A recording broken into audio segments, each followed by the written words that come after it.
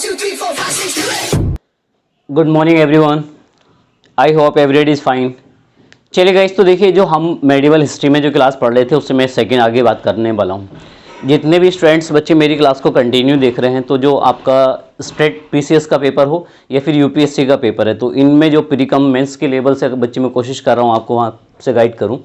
तो आज मेरा जो टॉपिक है गाइस यहाँ पे कि मध्यकालीन भारतीय इतिहास को जानने के जो सोर्सेज हैं, यानी कि जो मेडिवल हिस्ट्री जो गाइस हम पढ़ते हैं, तो इसकी जो हमारे पास में जो आज जितनी भी इंफॉर्मेशंस है ये हमने कहाँ से कलेक्ट की है और डिफरेंट अलग एग्जाम्स में या अगर पीसीएस में यूपीएससी में किस टाइप से यहाँ से प्रश्न पूछे जा चुके हैं।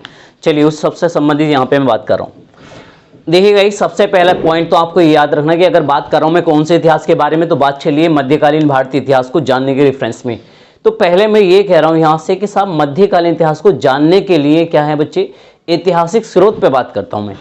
ऐतिहासिक स्रोत होते क्या हैं बच्चे जनरली, तो याद रखेंगे अतीत की, देखिए प्राचीन घटनाओं की जानकारी, प्राचीन घटनाओं की जानकारी जिस भी संसाधनों या जिस भी चीज़ के जरिए से मिलती है उसको हम ऐतिहासिक स्रोत कहते हैं। ऐतिहासिक का मतलब जिस समय इतिहास की जानकारी मिलती है उसको हम कहते हैं ऐतिहासिक स्रोत। क्या ये बात समझ में आ गई? अगर आपसे ये जो लफ्ज लिखा ना ऐतिहासिक स्रोत, तो यहाँ पे ऐतिहासिक स्रोत का मतलब क्या हो गया बच्चों कि अतीत की जानकारी जिससे प्राप्त होती है वो ऐतिहासिक स्रोत है। अब ऐतिहासिक स्रोत बच्चों दो तरह के हो सकते हैं, पुरातात्विक स्रोत भी हो सकते हैं और वो साहित्यिक भी हो सकते हैं। अभी हम लेकिन आगे सीखेंगे मध्यकाल के रेफरेंस में। तो पहले बात कर रहा हूं किस पे, ऐतिहासिक स्रोत।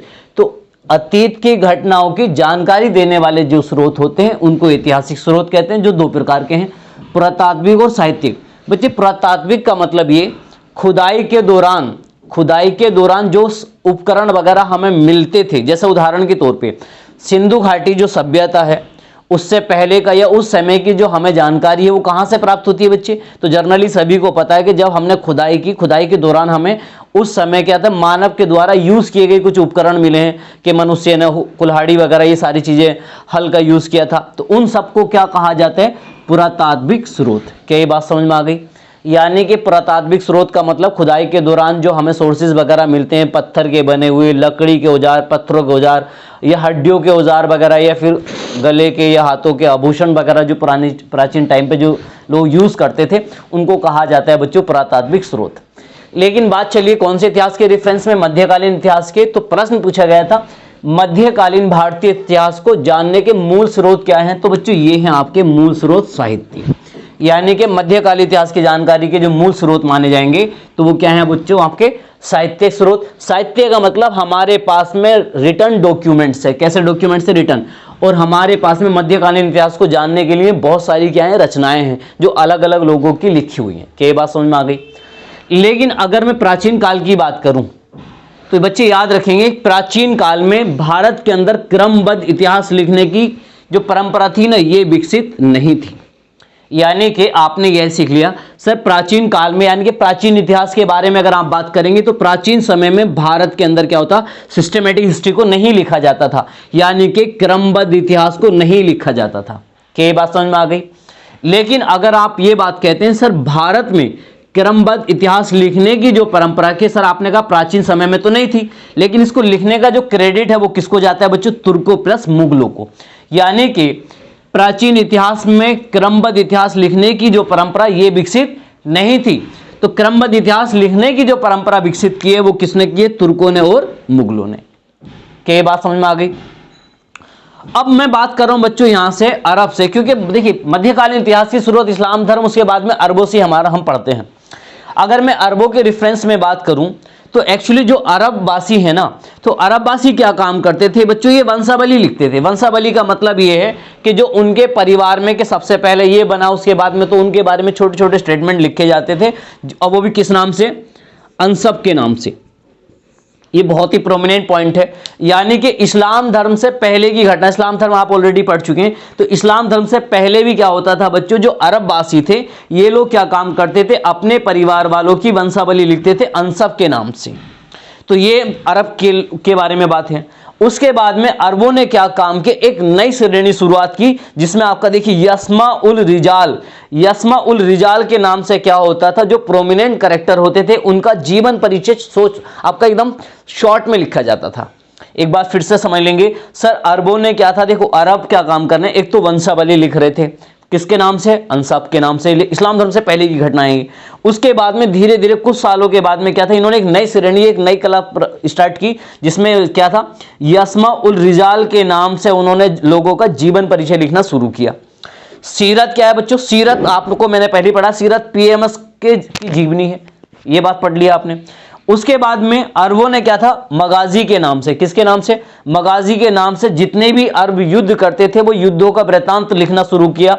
या फिर क्वेश्चन आया हुआ है आपसे कि मगाजी क्या है, तो मगाजी अरबों के युद्धों के वृत्तांतों का संकलन है। क्या बात समझ में आ गई?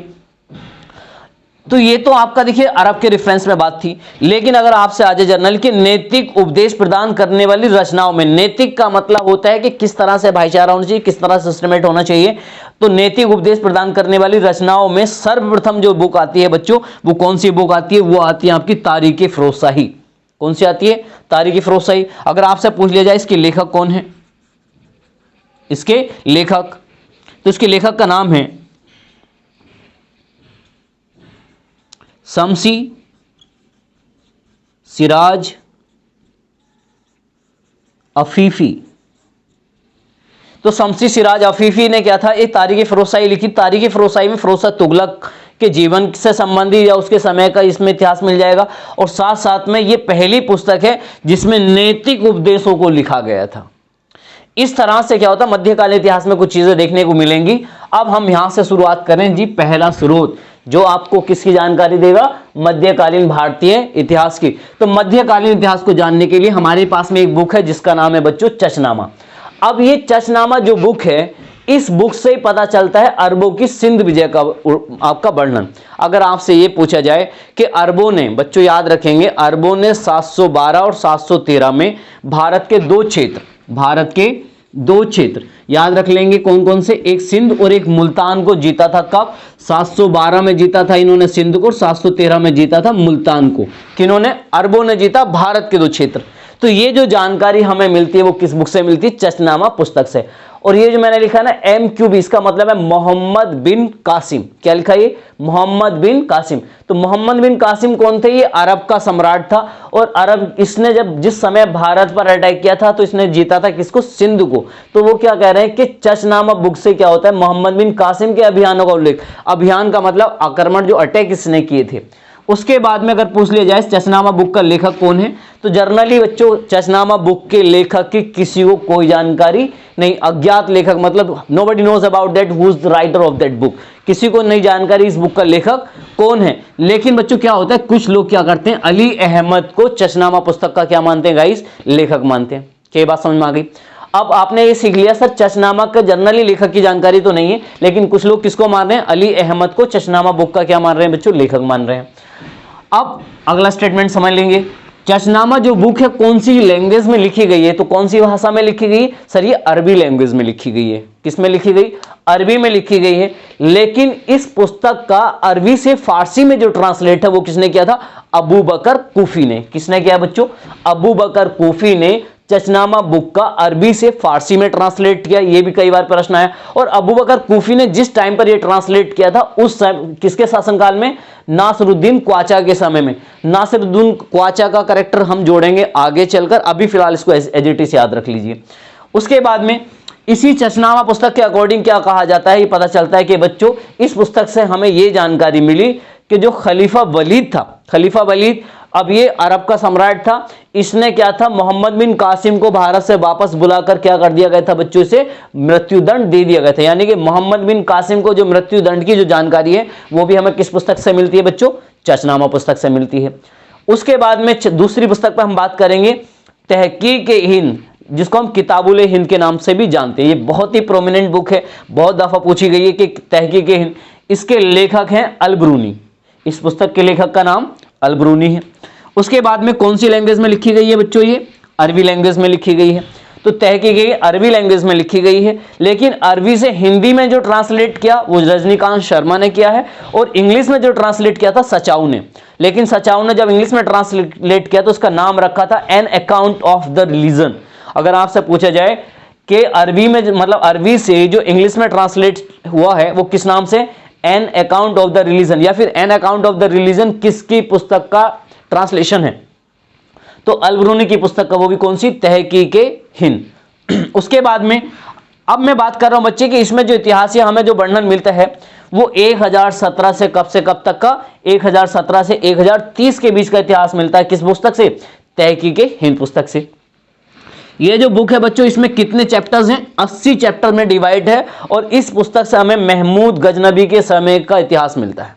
ये बात समझ में आ गई कि जिस समय महमूद गजनबी ने, आपने पढ़ा होगा, महमूद गजनबी ने 1000 से लेकर 1027 के बीच में 17 अटैक किए, तो उन्हीं की जानकारी यहाँ पे, कुछ की जानकारी यहाँ मिलेगी। कई बार क्या होता है बच्चों, जर्नली ना डायरेक्ट अल-बरूनी से भी प्रश्न पूछे गए हैं, तो अल-बरूनी के बारे में समझ लेंगे। अल-बरूनी, देखिए जो अल-बरूनी है इसका जन्म हुआ कब? 973 में। कहां पे? खीवी, मध्य एशिया में एक जगह है। वर्तमान देखिए उस समय जिस समय मतलब प्राचीन समय में इसका नाम क्या हुआ करता था? ख्वारिज्म। तो ख्वारिज्म में जन्म हुआ था किसका? अल-बरूनी का। इसका बचपन का नाम था रेहान। अब उसके बाद में याद रख लेंगे जिस समय इसका जन्म वहां पर हुआ था, जिस समय कहां पे रह रहा था अल-बरूनी? ख्वारिज्म में। तो उस टाइम पर बच्चों आपका खीवी या ख्वारिज्म का जो सम्राट था उसका नाम था ख्वारिज्म शाह। क्या नाम था उस व्यक्ति का? ख्वारिज्म शाह उसका नाम था। तो बच्चों ख्वारिज्म शाह पर महमूद गजनबी ने 1017 पर इस पर अटैक किया। महमूद गजनबी ने 1017 में किस पर आक्रमण किया है? खीवी या ख्वारिज्म के सम्राट ख्वारिज्म शाह पर अटैक किया। अटैक करने के पश्चात क्या होता है? ख्वारिज्म शाह से महमूद गजनबी को अपने कब्जे में ले लेता है। कौन? महमूद गजनबी। और उसके बाद में क्या होता है बच्चों? अल-बरूनी महमूद गजनबी के साथ कहां प्रवेश करता है? भारत, 1018 और 19 के समय में। तो आपसे यह भी प्रश्न पूछेगा, अल-बरूनी भारत किसके साथ आया था? महमूद गजनबी के साथ आया था। कब? 1018 और 19 के आसपास की घटना है बच्चों। अल-बरूनी क्या था? केवल इतिहासकारी नहीं है ये, इसके बारे में बच्चों इसकी जो रुचियां रही हैं, खगोल विज्ञान में भी, गणित में, दर्शन शास्त्र, धर्मशास्त्र, भूगोल और औषधि से रिलेटेड भी, मतलब एक तरह से क्या था, ये बहुत बड़ा विधि वेदता था। चलिए इससे संबंधित कुछ चीजें और पे बात करता हूं मैं आगे। चलिए गाइस उससे आगे देख लेंगे। अगला स्टेटमेंट्स गाइस ये है कि अल-बरूनी ने क्या किया था बच्चों? भारत की परिस्थितियों एवं संस्कृतियों को जानने के लिए, मैंने कहा अल-बरूनी ने भारत की परिस्थितियों, जिस समय यह भारत आया था उस समय की भारत की परिस्थितियां कैसी थी, या भारत के अंदर किस तरह का कल्चर सिस्टम चल रहा था, उन सबको जानने के लिए इसने कुछ अध्ययन किया। जैसे इसने ब्रह्मगुप्त के ब्रह्म सिद्धांत पढ़े, बारहमेर का व्रत संहिता पढ़ा, कपिल की सांख्या, पतंजलि का योग, और याद रखेंगे पुराण। इन सब का किसने अध्ययन किया बच्चों? अल-बरूनी ने। और यहां से कई दफा ये प्रश्न पूछा गया बच्चों, पुराणों का अध्ययन करने वाला प्रथम मुस्लिम शासक या प्रथम मुस्लिम व्यक्ति कौन था? वो था अल-बरूनी। यानी कि पुराणों को पढ़ने वाला प्रथम व्यक्ति कौन है बच्चों? अल-बरूनी है। अब याद रखेंगे बच्चों, अल-बरूनी ने जब इनको पढ़ा तो यहीं से एक पॉइंट और बन जाता बच्चों कि संस्कृत का उर्दू से परिचय किसने कराया है? यानी कि संस्कृत का अरबी से परिचय, ये भी किसने कराया है बच्चों? अल-बरूनी ने कराया है। उसके बाद में एक मतलब जो एक बेस्ट पॉइंट यहां से ये है कि सर अल-बरूनी ने क्या काम किया? इन सब चीजों को पढ़ा, but in spite of that शिक्षा जो केंद्र था उस टाइम का, सबसे बड़े जो विद्या के केंद्र थे वो बनारस और कश्मीर थे, लेकिन ये बनारस और कश्मीर नहीं गया। क्या ये बात समझ में आ गई? तो ये विद्या जो शिक्षा केंद्र थे वहां पर नहीं गया। आगे बात करते हैं बच्चे, अल-बरूनी क्या कर रहा है कि अल-बरूनी ने जो अपनी पुस्तक लिखी है तहकीक हिंद, उस पुस्तक में क्या बता रहा है ये? इसने क्या था बच्चों? उस पुस्तक में उस टाइम के हिसाब से इसने भारतीय समाज में प्रचलित जो धार्मिक रीतियां थी उनका वर्णन किया है। किसने? सर अल-बरूनी ने तहकीक हिंद अपनी पुस्तक में भारतीय समाज में जो धार्मिक प्रथाएं चल रही थी, जैसे व्रत रखना, पूजा पाठ करना, दान देना, तीर्थ यात्रा करना, या दैनिक जीवन में जितने भी यज्ञ होते थे, दैनिक जीवन में जितने यज्ञ होते थे उन सब के बारे में जो डिस्क्रिप्शंस किया, जो वर्णन किया, वो किसने? अल-बरूनी ने किया। बात समझ में आ गई? यहां से आगे मैं कह रहा हूं बच्चे, अल-बरूनी के अनुसार एक्चुअली अल-बरूनी ने क्या किया, और आगे बताता है ये कि उस टाइम पर किस समय की बात चली? 11वीं सदी में। कब की बात चली है बच्चों? सब 11वीं सदी की बातें हैं।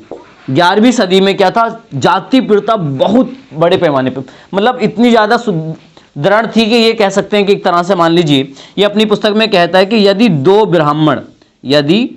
दो ब्राह्मण अगर खाना खाने साथ बैठे तो बच्चों बीच में क्या काम करते थे? एक सफेद कपड़ा डाल लेते थे। मतलब इतना बड़ा वो था कि किसी भी तरह से मतलब जो ऊंच नीच वाला जो सिस्टम होता है, ठीक, कि SC OBC ये सारा मतलब ये उस टाइम पर एकदम चरमोत्कर्ष था। क्या ये बात समझ में आ गई यहाँ से? दूसरा कह रहा है कि उस समय अंतर जातीय विवाह पॉसिबल नहीं था, मतलब उस टाइम पर अंतर जातीय विवाह नहीं होता था। और दूसरी बात, जो विधवा अगर कोई विडो है तो उसको क्या कर दिया जाता था, उसका मुंडन कर दिया जाता था। अलबरूनी ने अपनी पुस्तक तहकीक हिंद में क्या किया, इस प्रकार से बच्चों 8 प्रकार के अंतेजों का उल्लेख किया, चांडालों का उल्लेख किया, मतलब उनके कर्म के आधार पर। जैसे कुछ को क्या था कि मोची थे, जो जूता पॉलिश वगैरह करने वाले, इस तरह से मछुआरों का, शिकारी हो गए, टोकरी बनाने वाले, सड़क पर कूड़ा बीनने वाले, इस तरह से। तो ये प्रश्न पूछा जाता है कि अलबरूनी ने कितने प्रकार के अंत्यजों का उल्लेख किया है? 8 प्रकार के। इन सारी घटनाओं से बच्चे एक चीज याद रख लेंगे, जो इसने बुक लिखी है ना, तहकीक हिंद, किसने लिखी? अलबरूनी ने। बच्चों इसी तहकीक हिंद को हम 11वीं सदी का दर्पण कहते हैं। अगर आपसे पूछ लिया जाए कि 11वीं सदी का दर्पण किस पुस्तक को कहा जाता है, तो बच्चों वो कहा जाता है तहकीक हिंद को। क्या ये बात समझ में आ गई यहाँ से? चलिए गाइस, तो मैं आगे बात कर रहा हूं अब यहाँ से। चलिए गाइस, तो अभी आपने चशनामा और तहकीक हिंद को देखा है। अब मैं 3rd बुक पे बात कर रहा हूं। देखिए, ताज उल मासिर बुक का क्या नाम है बच्चों? ताज उल मासिर। ये जो बुक है इसके लेखक का नाम है मोहम्मद हसन निज़ामी। ठीक है गाइस, अब ये मोहम्मद हसन निज़ामी कौन है बच्चे? अगर इसके बारे में याद रखेंगे तो नॉर्मल याद रखो, ये कुतुबुद्दीन ऐबक का वजीर, ये कुतुबुद्दीन ऐबक का वजीर था। अगर आपसे पूछ लिया जाए जनरली कि मोहम्मद हसन निज़ामी कौन है, तो बच्चों ये कुतुबुद्दीन ऐबक का वजीर है। क्या ये बात समझ में आ गई? अगला स्टेटमेंट, ये जो बुक इसने लिखी है तो बच्चे कुतुबुद्दीन ऐबक के कहने पर इसने पुस्तक को लिखा है। तो ये भी प्रश्न पूछा गया कि मोहम्मद हसन निज़ामी ने जो बुक लिखी थी बच्चों ताज उल मासिर, ये बुक किसके कहने पर? तो मोहम्मद हसन निज़ामी ने ताज उल मासिर जो बुक है वो कुतुबुद्दीन ऐबक के कहने पर लिखी है। ये बात समझ में आ गई। और जनरली ये कौन सी भाषा में, कौन सी लैंग्वेज में लिखी गई गाइस? तो ये जिसकी जो भाषा है तो वो है आपका अरबी। लेकिन कहीं कहीं पर आपको क्या होगा बीच में, ये इसमें कुछ जगह पर फारसी का भी यूज किया गया है। तो लेकिन जनरली इसकी मूल भाषा क्या है बच्चों? वो अरबी है, लेकिन कहीं कहीं पर इसका फारसी में भी इसको यूज किया गया। लेकिन अगर आपसे पूछे ताज उल मासिर का इंग्लिश में जो ट्रांसलेट है वो किसने किया बच्चों? इलियट ने किया और डाउनसन ने किया है। क्या ये बात समझ में आ गई? यहां से ट्रांसलेट का मतलब है अनुवाद। अगला स्टेटमेंट पूछा जाए कि ताजुल मासिर जो इतिहास की बुक है इसमें हमें कहां से कहां तक की जानकारी, तो 1191 से लेके 1217 तक के हमें इस बीच के हमें इतिहास जानने को मिलता है, जिसमें मोहम्मद गोरी, कुतुबुद्दीन ऐबक और इल्तुतमिश, इन तीनों के इतिहास की जानकारी मिलती है हमें किससे बच्चों? ताज उल मासिर से। यानी कि ताज उल मासिर में एक्चुअली मोहम्मद गोरी और ऐबक और तमिश के समय की कुछ घटनाओं का वर्णन है। सेकंड स्टेटमेंट देखिए, ताजुल मासिर का जो लेखक है ना मोहम्मद हसन निज़ामी, ये पॉइंट ध्यान से सुनिए। तो मैं कह रहा हूं बच्चे, मोहम्मद हसन जो निज़ामी इस बुक का जो लेखक है, इसके अनुसार दिरहम और दिनार नामक सिक्के ये ऐबक ने चलाए हैं। किसने चलाए बच्चों? ऐबक ने चलाए। क्या ये बात समझ में आ गई? यानी कि देखिए, मोहम्मद हसन निज़ामी ये कह रहे हैं कि दिरहम और दिनार नामक जो सिक्के हैं कुतुबुद्दीन ऐबक ने चलाए थे, जबकि इसके अलावा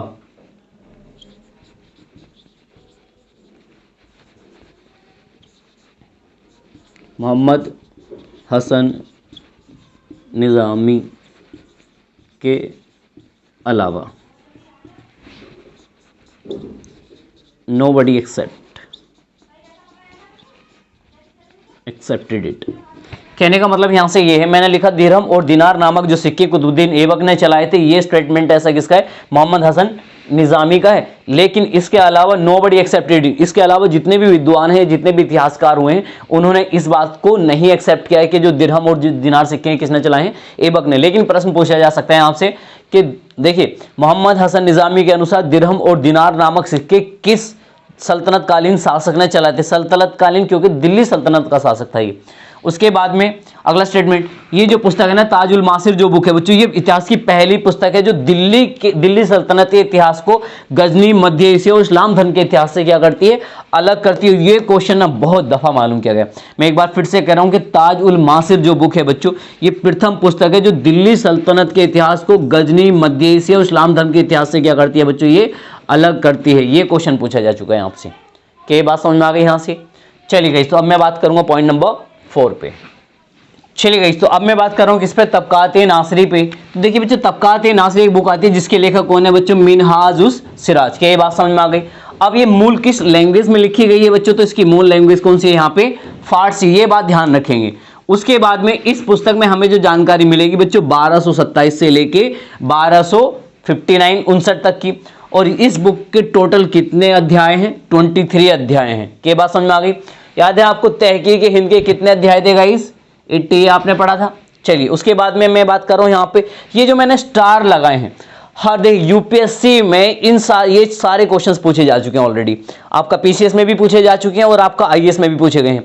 तो याद रखें, दिल्ली सल्तनत का क्रमबद्ध विवरण, प्रश्न क्या था कि दिल्ली सल्तनत का क्रमबद्ध ज्ञान सर्वप्रथम किस पुस्तक से मिलता है हमें, तबकात-ए नासिरी से। यह प्रश्न आ जाए कि प्रारंभिक दिल्ली सल्तनत का जो सिस्टमेटिक विवरण है वो कहां से मिलेगा आपको, तबकात-ए नासिरी से। यह प्रश्न पूछा जा चुका। रजिया के शासनकाल के अध्ययन का एकमात्र प्रमाणिक स्रोत है बच्चों, वो भी कौन सा, तबकात-ए नासिरी। यानी कि रजिया के शासनकाल की जो जानकारी हमें मिलती है वो कहां से मिलती है बच्चों, तबकात-ए नासिरी से मिलती है। तुर्कों की आरंभिक विजय का जो मतलब विवरण है, जो अध्ययन है, ये भी हमें किससे पता चलता है, तबकात-ए नासिरी से। उसके बाद में मोहम्मद गोरी के भारत विजय, मोहम्मद गोरी ने जो भारत में विजय किया है उसका, तथा नव स्थापित तुर्की साम्राज्य के इतिहास का प्रत्यक्ष यानी कि डायरेक्ट जो आपको मतलब टोटल कहानी जो हमें मिलती है वो कहां से, तबकात-ए नासिरी से। यहाँ भी कि 1175 में मोहम्मद गोरी भारत आया, भारत पर आने के बाद में इसने क्या था, मुल्तान को जीता। ये सारी कहानी हमें कहां से मिलती है, तबकात-ए नासिरी से। तो ये बहुत ज्यादा प्रोमिनेंट पुस्तक है हमें किसके लिए, मध्यकालीन भारतीय इतिहास को जानने के लिए। चलिए गाइस देखिए कुछ ना यहाँ पे कुछ बेसिक पॉइंट समझ लेंगे मिनहाजुस सिराज के बारे में। कौन है ये इसका लेखक? तो सबसे पहला पॉइंट तो बच्चों कि मिनहाज जो सिराज है, तो देखिए मिनहाज का जन्म हुआ था 1193 में मध्य एशिया में। अब ये पितृपक्ष की ओर से यानी कि पिता की ओर से महमूद गजनबी के परिवार से संबंधित था और मातृपक्ष की ओर से मोहम्मद गोरी के परिवार से संबंधित था। कि ये बात समझ में आ गई? यहाँ से ये प्रश्न भी पूछा जा चुका है। उसके बाद में क्या हुआ बच्चों, 1231 में जिस समय इल्तुतमिश ग्वालियर अभियान के लिए जाता है, तो उस टाइम पर मिनहाज उस सिराज क्या था, ग्वालियर अभियान के समय इल्तुतमिश के साथ गया था। वो भी किस लिए, वहां पे सेना को उत्साह बढ़ाने वाले उपदेश देने के लिए। और याद रखिए सेना, देखिए उत्साह बढ़ाने वाले उपदेश को क्या कहा जाता है, तजकीर। तो क्वेश्चन ये भी पूछा गया था तजकीर से संबंधित। तो तजकीर क्या बच्चों, तजकीर क्या था, मध्यकालीन इतिहास में सेना के को मतलब सेना का मनोबल बढ़ाने के लिए या उत्साह बढ़ाने के लिए जो मोटिवेशनल लफ्ज यूज होते थे उसको क्या कहा जाता था बच्चों, तजकीर। तो तजकीर का मतलब है मोटिवेशनल। के बात समझ में आ गई?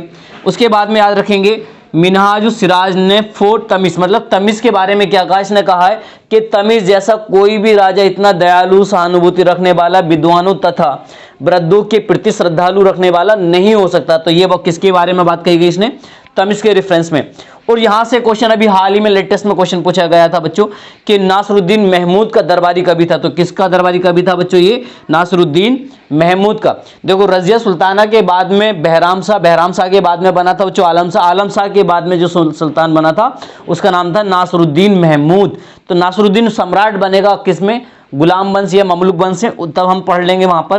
तो याद रखें नासरुद्दीन महमूद का क्या था बच्चों, दरबारी कवि था। और ये जो तबकात-ए नासिरी जो बुक इसने लिखी है वो किसको समर्पित की है, इसने नासरुद्दीन महमूद को डेडिकेट की है। उसके बाद में बच्चों इसने क्या था, मिनहाजुस सिराज ने नासरुद्दीन महमूद को क्या कहा बच्चों, दिल्ली का आदर सुल्तान। ये क्वेश्चन आपका यूपीएससी में पूछे जा चुका है आपको कि नासरुद्दीन महमूद को दिल्ली का सुल्तान भी किसने कहा था बच्चों, मिनहाजुस सिराज ने कहा था। और बलबन के शासनकाल में, क्योंकि नासरुद्दीन महमूद के बाद में बलबन बनेगा सुल्तान और उसके समय में इसकी क्या हो जाती है बच्चों, डेथ।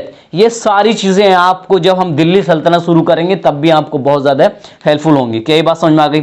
बहुत सारे स्टूडेंट्स ऐसी चीजों को निगलेक्ट कर रहे हैं, लेकिन अगर आप प्रीवियस 2-3 साल का अगर आप उठाकर देखेंगे मेडिवल हिस्ट्री में जो क्वेश्चंस की फ्रेमिंग है बच्चों, कहीं ना कहीं वो यहीं से टचवुड है। कि बात समझ में आ गई। वो इसके आसपास के राइट एरिया से प्रश्न पूछे जा रहे हैं। जैसे आपका शायद एक क्वेश्चन पेपर हुआ था लास्ट ईयर में, जो पटवारी का पेपर था, शायद उसमें भी बच्चे क्वेश्चन पूछा गया था, तब काते नासिर से रिलेटेड पूछा गया था, अगर जहाँ तक मुझे याद आ रहा है। चलिए आगे बात करते हैं आप।